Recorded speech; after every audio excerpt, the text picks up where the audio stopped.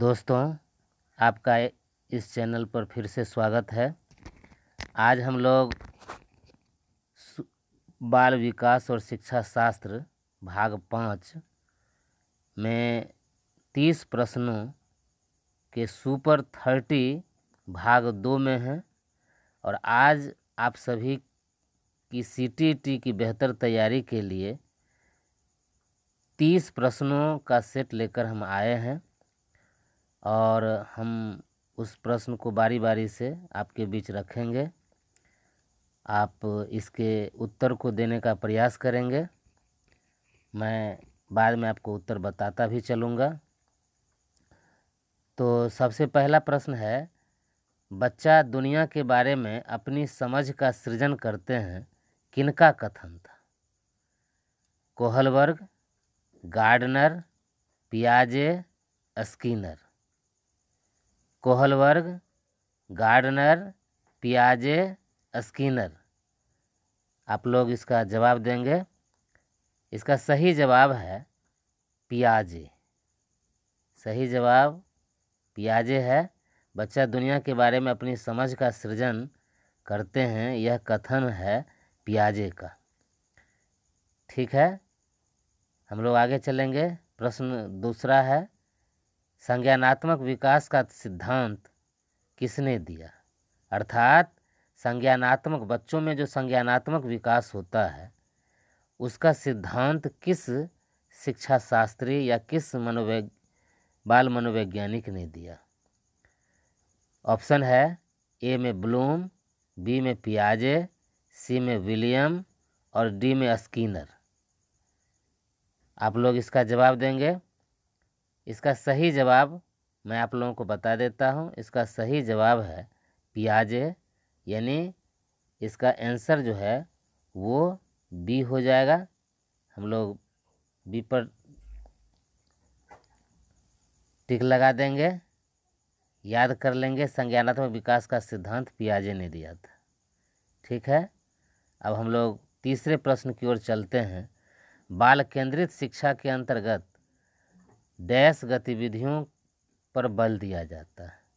यानी बाल केंद्रित शिक्षा, आप लोग जानते होंगे कि बाल केंद्रित शिक्षा का मतलब होता है ऐसी शिक्षा प्रणाली जिसमें बच्चों को केंद्र में रखा जाता है। यानी विद्यालय व्यवस्था के केंद्र में बच्चे होते हैं। जो पहले शिक्षा दी जाती थी उसमें विद्यालय व्यवस्था में शिक्षक केंद्र में होते थे, अर्थात शिक्षक केंद्रित शिक्षा प्रणाली थी जिसमें शिक्षक ही सब कुछ करते थे। बच्चा सिर्फ मौन रह करके वो देखते रहते थे, जिसको मूक दर्शक कहा जाता था। तो यह शिक्षा प्रणाली उपयोगी नहीं होती थी। लेकिन जब से आधुनिक शिक्षा प्रणाली आई है, आधुनिक मनोवैज्ञानिकों ने, आधुनिक शिक्षा शास्त्रियों ने बच्चों को केंद्र में रख करके पाठ्य योजना या शिक्षण गतिविधियों को चलाने का निर्देश दिया। और आज हम इसी शिक्षा प्रणाली के अंतर्गत विद्यालयों में शिक्षा पाते हैं। और उसमें क्या होता है कि शिक्षक जो है तरह तरह की योजनाओं को बनाते हैं, तरह तरह की गतिविधियों का आयोजन करते हैं। बच्चों की आवश्यकता अनुसार, बच्चों की उम्र, बच्चों की जो आवश्यकता है उसके अनुसार वो सारी गतिविधियों का आयोजन करते हैं, जिसको बाल केंद्रित शिक्षा कहते हैं। तो उसके अंतर्गत डैश गतिविधियों पर बल दिया जाता है। ए में है हस्तपरक। हस्तपरक का मतलब है हाथ, हाथ से जो किए जाने वाले कार्य हैं, जो जिसको हम कहते हैं जो ऐसी गतिविधियां जिसमें हमारे एक तरह से मांसपेशियों का उपयोग अधिक से अधिक होता है।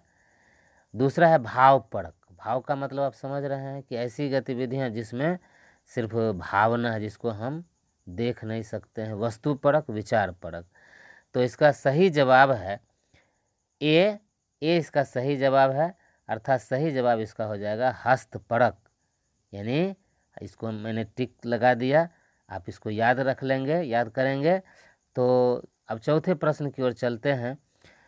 किस शिक्षा शास्त्री के अनुसार शिक्षा एक त्रिध्रुवीय प्रणाली है जिसके अंतर्गत शिक्षक, बालक एवं पाठ्यक्रम आते हैं? किस शिक्षा शास्त्री के अनुसार शिक्षा एक त्रिध्रुवीय प्रणाली, यानी 3 ध्रुव होते हैं? यानी शिक्षा की जो भी गतिविधियां हैं वो 3 ध्रुव पर होते हैं। एक ध्रुव उसका शिक्षक, दूसरा ध्रुव बालक और तीसरा ध्रुव उसका पाठ्यक्रम होता है। तो यह किस शिक्षा शास्त्री के अनुसार कहा गया? तो इसका ऑप्शन है ए में गार्डनर, बी में है स्किनर, सी में है जॉन डीवी और डी है पियाजे। तो इसका सही जवाब हो जाएगा जॉन डीवी। आप लोग जान लें कि जॉन डीवी अमेरिका के एक बहुत बड़े बाल मनोवैज्ञानिक थे। सी इसका सही जवाब होगा। जॉन डीवी को याद हम लोग रखेंगे। हम लोग आगे चले। अब प्रश्न हमारा पांचवा प्रश्न है, आज के शिक्षक को केवल शिक्षा एवं शिक्षा पद्धति के बारे में नहीं बल्कि देश के बारे में भी जानना होता है, क्योंकि आधुनिक शिक्षा प्रणाली बाल केंद्रित है। आप समझ सकते हैं कि अभी की जो शिक्षा प्रणाली है वो बाल केंद्रित है। तो आज के शिक्षक को शिक्षा और शिक्षा पद्धति के बारे में तो जानना ही है, बल्कि एक और भी चीज़ है जिसके बारे में भी जानना जरूरी होता है। वो क्या है? तो ऑप्शन ए में है समाज, बी में है शिक्षार्थी, सी में है अभिभावक और डी में है विभाग। तो आप जान लीजिए कि एक शिक्षक को शिक्षा और शिक्षा पद्धति के अलावा सबसे ज़्यादा अगर ज़रूरी है किसी के बारे में जानना तो वो है शिक्षार्थी के बारे में उसको जानना पड़ता है। तो शिक्षार्थी जो है इसका सही जवाब हो जाएगा। ठीक है, हम लोग आगे बढ़ें। छठा प्रश्न है, जो बच्चे विद्यालय से भाग जाते हैं उनके लिए कौन सा कथन सबसे उपयुक्त है? ऑप्शन ए है, उन बच्चों की आवश्यकताएं विद्यालय के शैक्षणिक गतिविधियों में शामिल नहीं होती। उन बच्चों की जो आवश्यकताएं हैं, जैसे हर बच्चों की अलग अलग आवश्यकताएं हैं, यानी बच्चा जो है उसी गतिविधि में दिलचस्पी लेता है जिस गतिविधि में उसकी आवश्यकताओं का समाधान होता है। चाहे पारिवारिक की आवश्यकता है, चाहे वो मित्र मंडली की आवश्यकता है, या उसकी अपनी व्यक्तिगत जो आवश्यकता है। तो हम देखते हैं कि जैसे कुछ बच्चे होते हैं जो मतलब विद्यालय नियत समय पर आते हैं और बिल्कुल एकदम अंतिम समय तक बने हुए रहते हैं, और कुछ बच्चे हैं जो बीच में ही विद्यालय छोड़ करके भाग जाते हैं। तो क्यों भाग जाते हैं? इस पर अनुसंधान हुआ तो ये पाया गया। तो इसी पर आधारित ये प्रश्न है। ए ऑप्शन तो हम पढ़ दिया। बी देखिए, बी में है उन्हें घर की याद आती रहती है।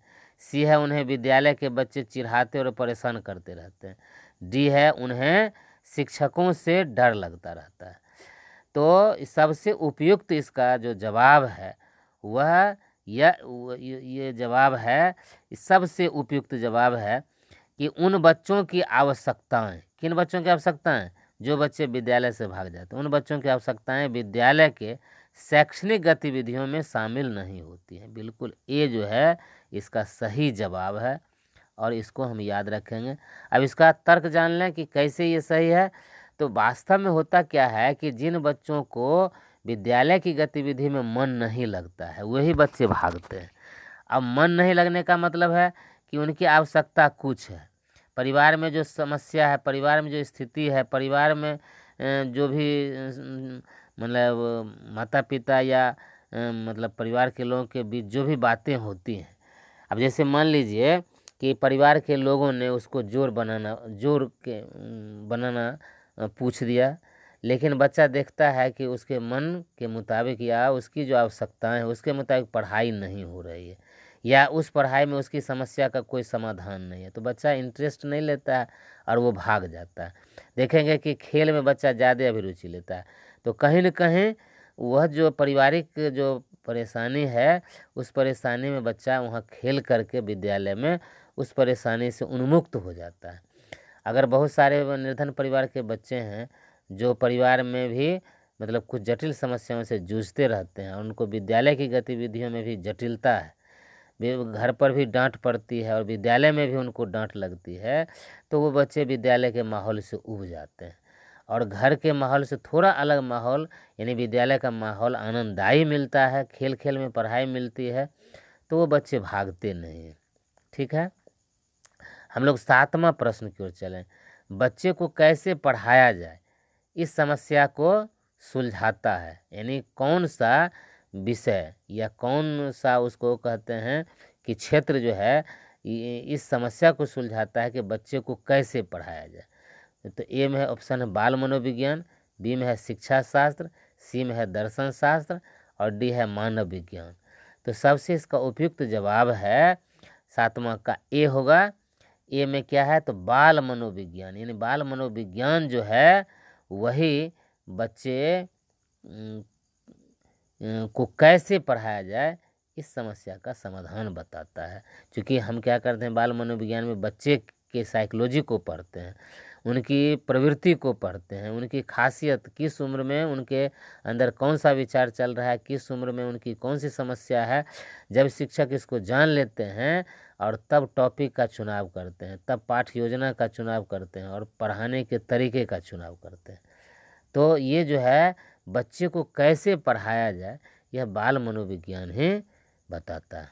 ठीक है, अब हम लोग 8वें सवाल पर चलेंगे। 8वां सवाल है सतत व्यापक मूल्यांकन। सतत और व्यापक मूल्यांकन जिसको आप CCE कहते हैं, तो ये व्यापक का क्या आशय है।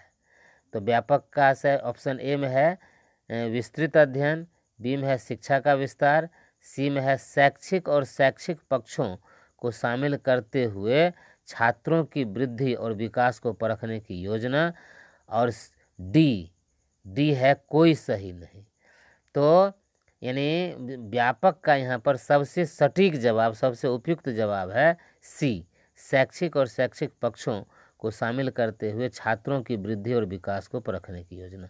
यानी कहने का मतलब सतत व्यापक मूल्यांकन जो है, सतत का मतलब लगातार, अब मूल्यांकन तो आप समझ रहे हैं कि बच्चे ने अधिगम कितना प्राप्त किया है, अधिगम का स्तर क्या है, इसको मापने का एक मतलब स्तर जो है वो निर्धारित किया जाता है।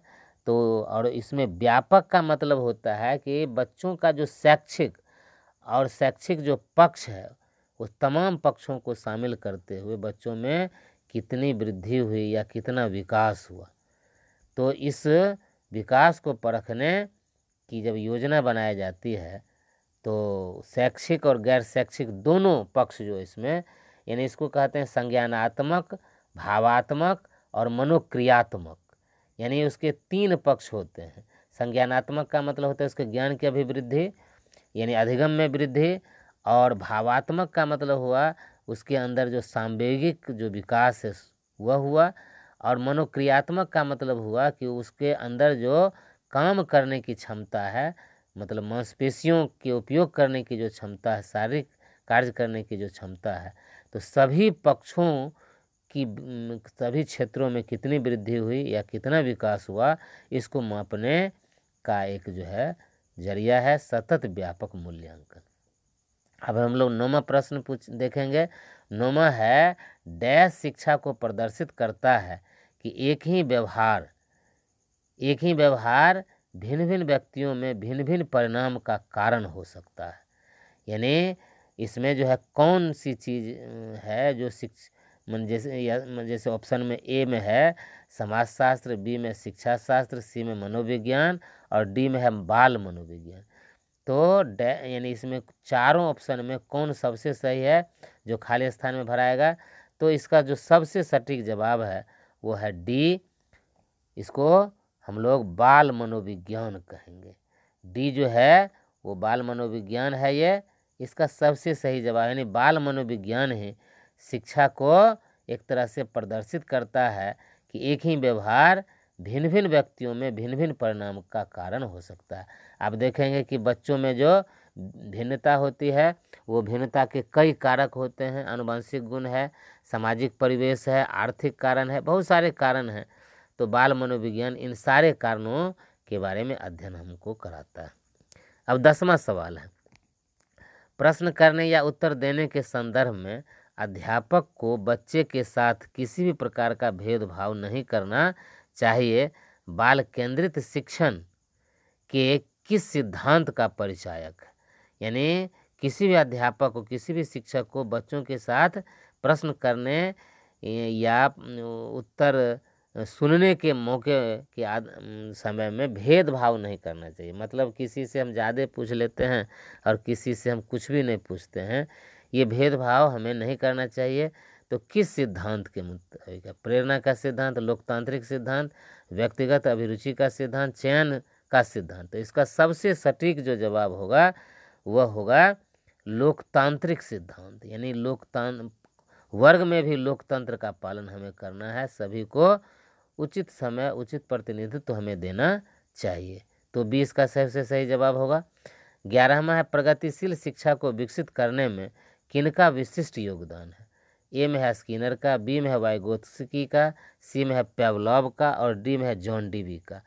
तो प्रगतिशील शिक्षा को विकसित करने में किनका विशिष्ट स्थान है? तो इसमें सबसे सही जवाब हो जाएगा जॉन डीवी का। जॉन डीवी अमेरिका के जो मनोवैज्ञानिक थे, उन्होंने प्रगतिशील शिक्षा को विकसित करने में अपनी महत्वपूर्ण भूमिका निभाई।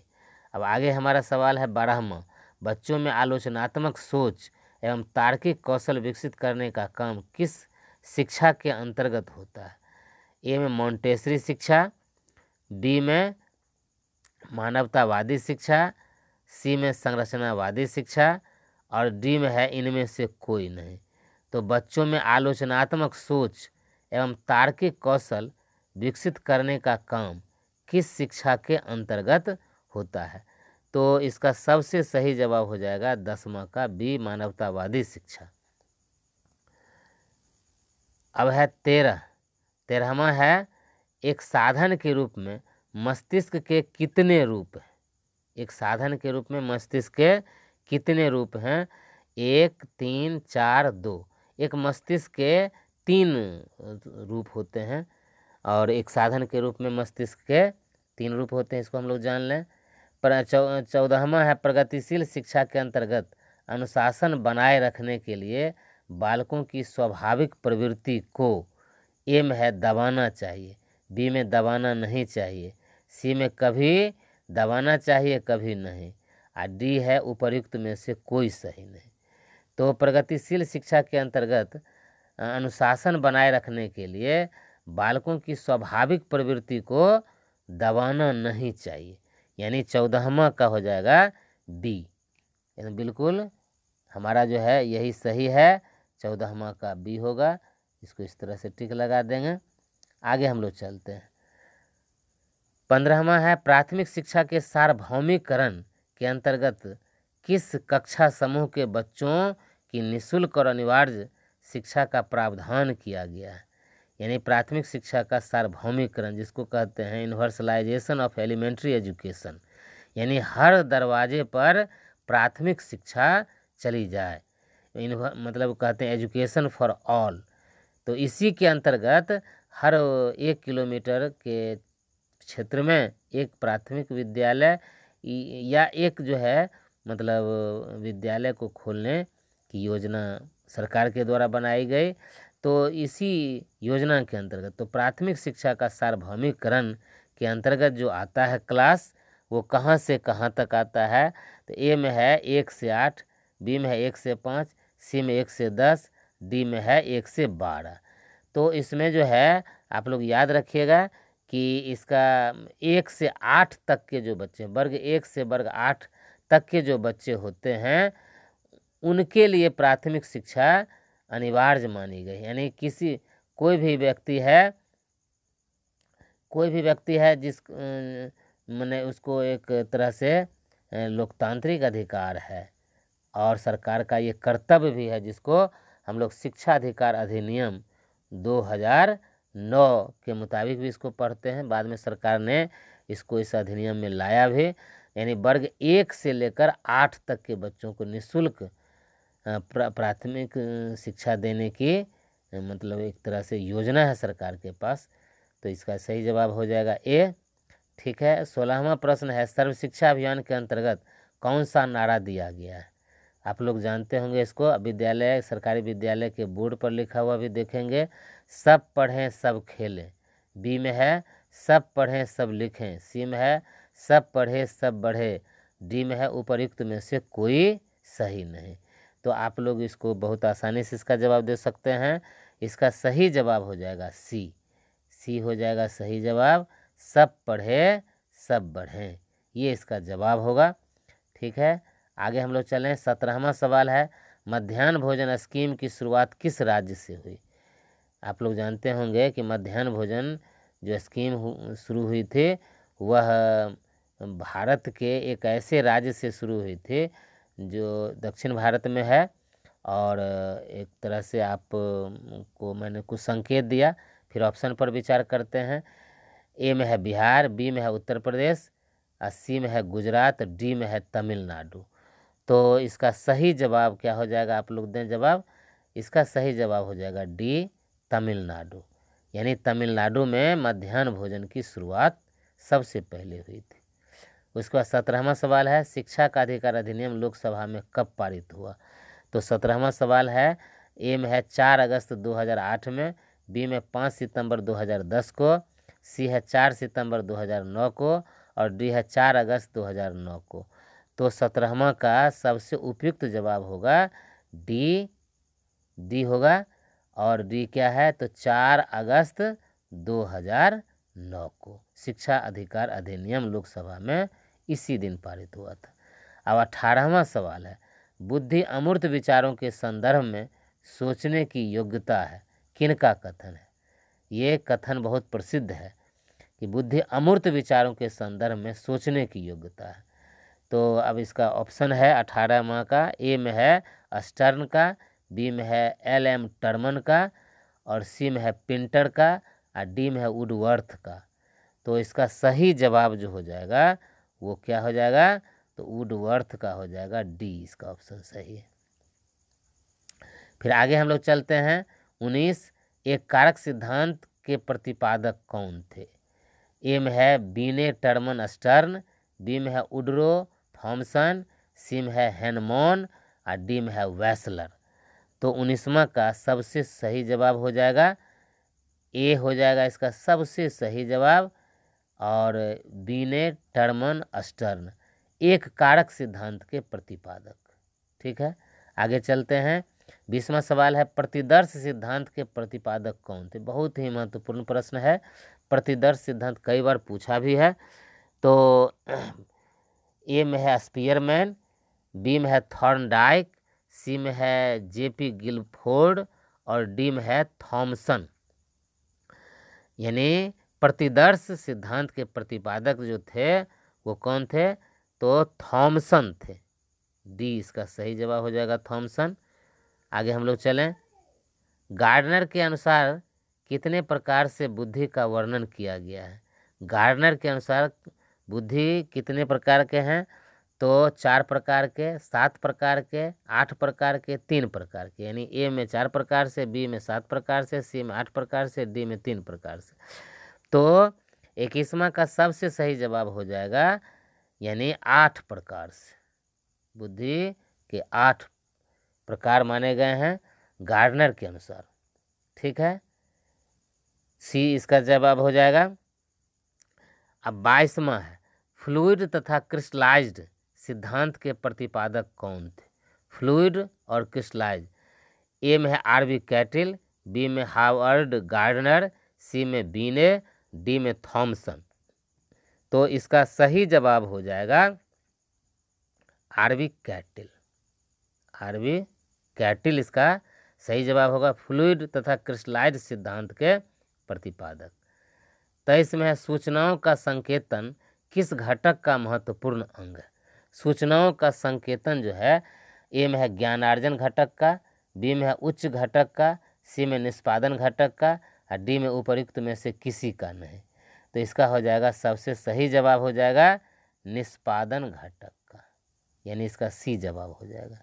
ठीक है, 24वां है, मनोवैज्ञानिक वेसलर द्वारा निर्मित बुद्धि लब्धि के अनुसार श्रेष्ठ बुद्धि का परिसर क्या है? श्रेष्ठ बुद्धि का परिसर नहीं, श्रेष्ठ बुद्धि जो है कितने से कितने IQ वाले को सबसे श्रेष्ठ बुद्धि का रेंज उसको माना जाता है। ए में है 110 से लेकर 119 IQ वाले का, बी में है 90 से 109 IQ वाले का, सी में 120 से 129 IQ वाले का, डी में 80 से 89 IQ वाले का। तो श्रेष्ठ बुद्धि लब्धि जो है वो माना गया है। इसका सही जवाब हो जाएगा सी, यानी सी जो हो जाएगा 120 से 129। ठीक है, आगे चलते हैं। यानी हमारा जो है ये 25वां सवाल है, ध्वनि की सबसे छोटी इकाई को क्या कहते हैं? ध्वनि की सबसे छोटी इकाई, ये भाषा चैप्टर का सवाल है। ए में स्वनिम, बी में रूपिम, सी में वाक्य विन्यास, डी में अर्थ विन्यास। तो 25 का सबसे सही जवाब हो जाएगा, ध्वनि की सबसे छोटी जो इकाई है वो है स्वनिम। स्वनिम इसको कहेंगे। ए इसका जवाब हो जाएगा सही। ए में हम लोग टिक लगा लेंगे इस तरह से। ठीक है, आगे चलते हैं। 26वां है, एक भाषा शिक्षक के रूप में हम लोग बच्चों की किस गतिविधि को प्रोत्साहित करेंगे? खेलने के लिए, माने हम यहाँ ये भाषा शिक्षक के रूप में, यानी कौन सी ऐसी गतिविधि बच्चों की है जो भाषा शिक्षण में सहायक है, उसको हमें प्रोत्साहित करना है। खेलने के लिए ए में, बी में शांत होकर वर्ग में बैठने के लिए, सी में नटखट युक्त क्रियाकलापों में शामिल नहीं होने के लिए, और डी है आपस में बातचीत करने के लिए। आप देखेंगे कि हम लोगों का जो विश्वास है वो क्या है, हम लोग क्लास में जाते हैं, किसी बच्चे को देखते हैं अगर बातचीत कर रहा है तो उसको हम लोग मना कर देते हैं, डांट देते हैं, डपट देते हैं और शांत होकर के बैठने के लिए कहते हैं। क्या यह भाषा शिक्षक का हम काम कर रहे हैं? भाषा शिक्षक का जो काम है वह बच्चों में भाषा का विकास, अपनी भावनाओं का आदान प्रदान करना।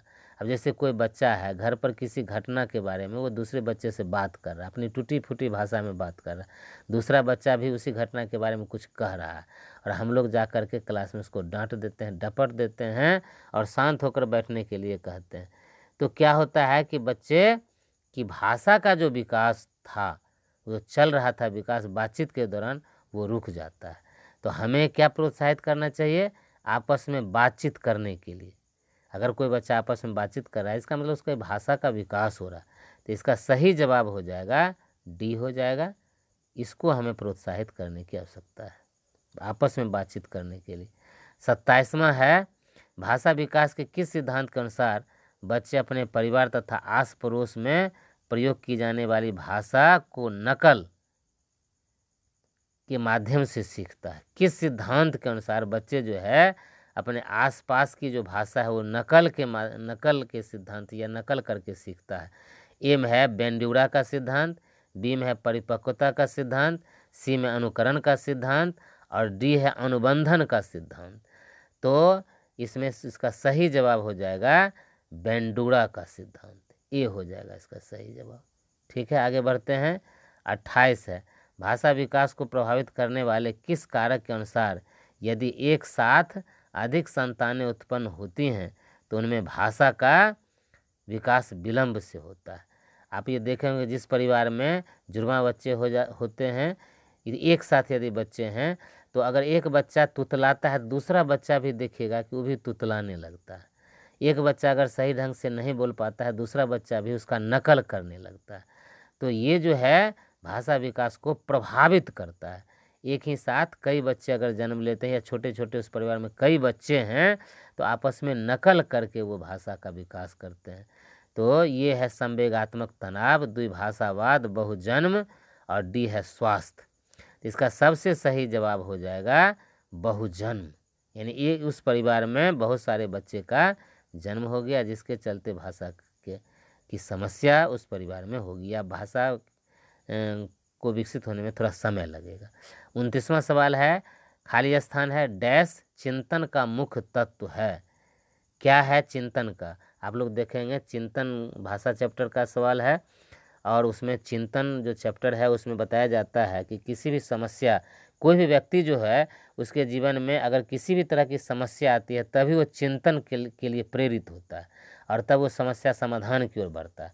और किसी प्रकार की समस्या उसके जीवन में नहीं है तो वो चिंतन की ओर नहीं बढ़ता है। तो ये चिंतन का मुख्य तत्व क्या है? ए में है द्वंद्व, बी में संकल्पना, सी में वाद विवाद, डी में कोई सही नहीं। तो 29 का सबसे सटीक जो जवाब होगा वो है बी, संकल्पना। यानी किसी भी चीज़ की संकल्पना पहले किया जाता है, का परिदृश्य बुना जाता है, उसके बारे में कल्पना की जाती है, उसके बारे में सोचा जाता है, उसके बारे में उसके आकार या उसके आयाम के बारे में विचार किया जाता है, तब चिंतन आता है, प्रेरित होता है। तो संकल्पना इसका सही जवाब हो जाएगा। चलिए आगे बढ़ते हैं। 30 नंबर का जो सवाल है वो अंतिम हमारा सवाल है, सृजनात्मक चिंतन का दूसरा नाम क्या है? सृजनात्मक चिंतन यानी ऐसा चिंतन जो हमें नई चीज़ों को जन्म देने के लिए प्रेरित करता है, या नई विचारधारा के लिए प्रेरित होता है, या नए कार्य के लिए प्रेरित करता है, तो इसको कहेंगे सृजनात्मक चिंतन। एक होता है विध्वंसात्मक चिंतन, और ये हमारा सृजनात्मक चिंतन है। चिंतन का दूसरा नाम क्या है? तो ए में अभिसारी चिंतन, बी में आत्मकेंद्रित चिंतन, सी में अपसारी चिंतन, और डी में उपर्युक्त में से कोई नहीं। तो ये हो जाएगा अपसारी चिंतन। अपसारी किसे कहते हैं? अपसारी कहने का मतलब है कि हम एक बिंदु से शुरू करते हैं और उसका चिंतन का आयाम और आकार बढ़ता चला जाता है। हम बहुत सारे बिंदुओं पर अगर कोई समस्या है तो हम उसको एक केंद्र में शुरू करते हैं, लेते हैं, और फिर धीरे धीरे उसके समस्या के सारे आयामों पर विचार कर लेते हैं, उसका दायरा बढ़ता चला जाता है। इसको अपसारी चिंतन कहेंगे। तो अपसारी चिंतन जो है वह इसका सृजनात्मक चिंतन का दूसरा नाम है। तो इस तरह से 30 सवाल और 30 हमारे जवाब। इस सवाल और जवाब में हम लोगों ने ध्यान ये रखा है कि इसमें जो है 3 चैप्टर से